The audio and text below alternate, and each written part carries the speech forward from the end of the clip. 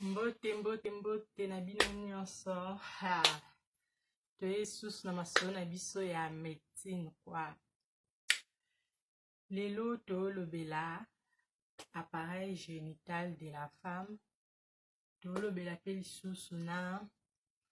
appareil digestif. Biso ntutu ebiso keza nini me na osala ba video na osala ngo balobi ndenge tobake lingala facile. Ya osko eza médecine facile. Ya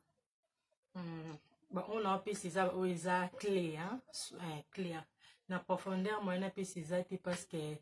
biso nyonso tote to ba médecin to ba infirmier ni nganga mais just comme toza ba tutwana mokito vivre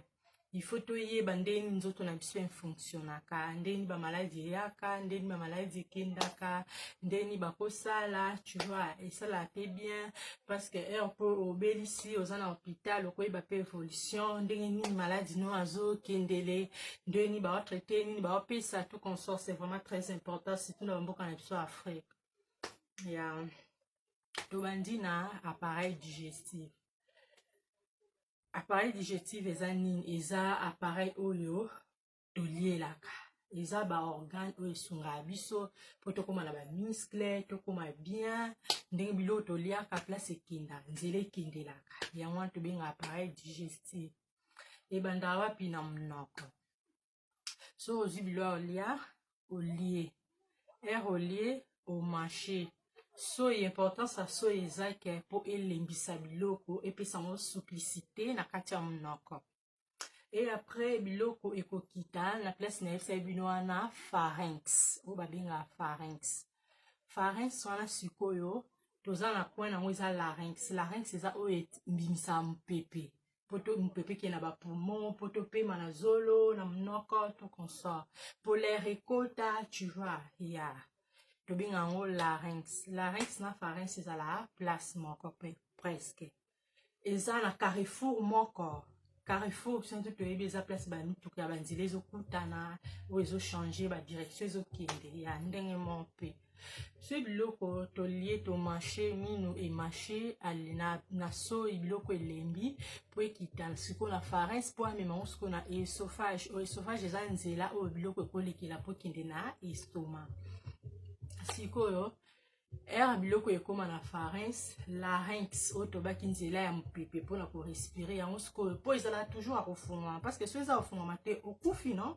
oza mutu te siko toliaka ekangamaka po toliaka biloso ezokita to respiraka te tu vois donc olie larynx ezala ofungwa maboye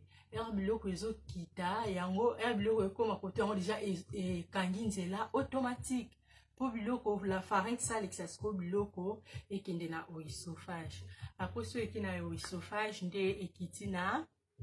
estomac biso toyebi place ezala estomac yango estomac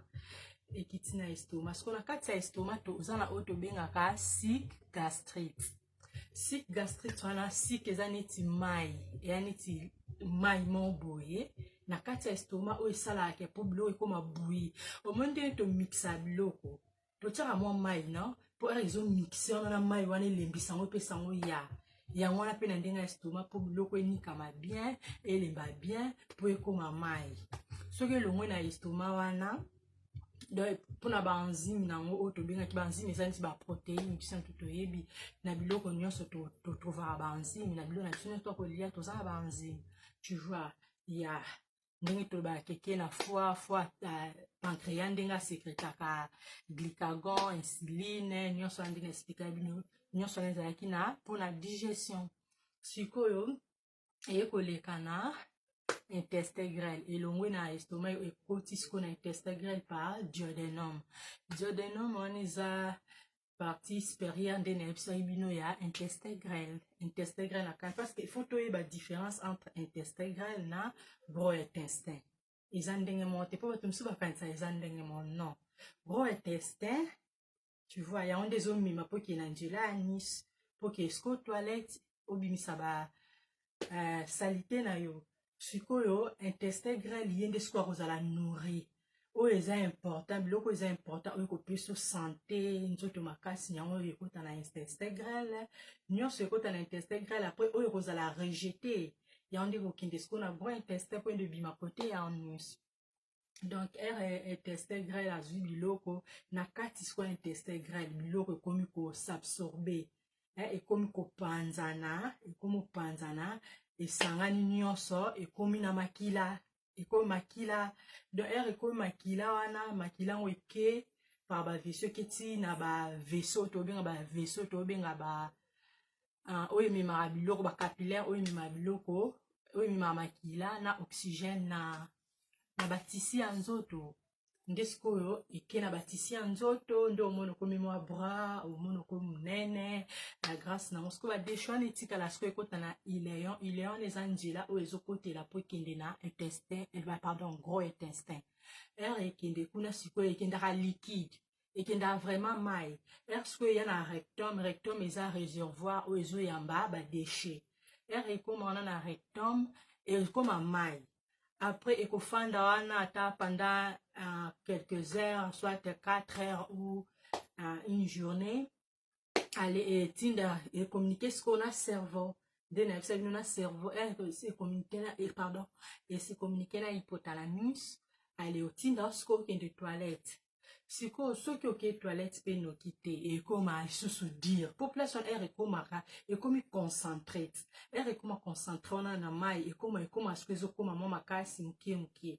tu vois yango so oyoki mbamo mposa toilette fo okendaka toilette so ozokanga yango ekomi soit osala so diarrhée soit osala constipation tu vois ya wana sikoyo toleki sikoyo na kati ya tokomi sikoyo kote ya nusu po bilo ebima na kati ya rectum wana toza na ndepa na biso basi na kati ya rectum na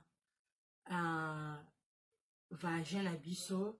ezala na mwa mire mo boye donc totie boye koto eza na tisi oyo ekaboli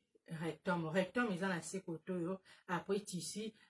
tisi mosusu vagin likolo siko na kati wana tobenga yango tube de sac de Douglas na katikati wana ezwaka mpe infection ekomaka mpe malade ekoma mpe na niveau ke baopera yango tu vois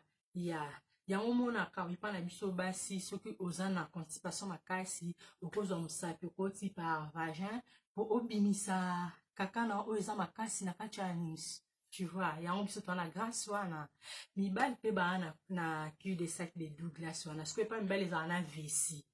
tu vois eza ekangana na vessie biso sikoyo ekangana na pardon vagin ekangana na utérus na biso ekangana na utérus yango wana so okoti mosapi na vagin okobimisa kaka na nzela ya nyonso sikoyo netika na combien de minutes wana nayoso na minute te toyebi biso ntu toza na bamaladi oyo ekokoze comme bamaladi ya hémorroïde na kote ya appareil digestif toza na gastrite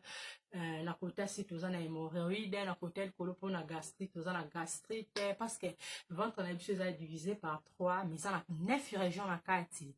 donc 9 région tobengi eza na baorgane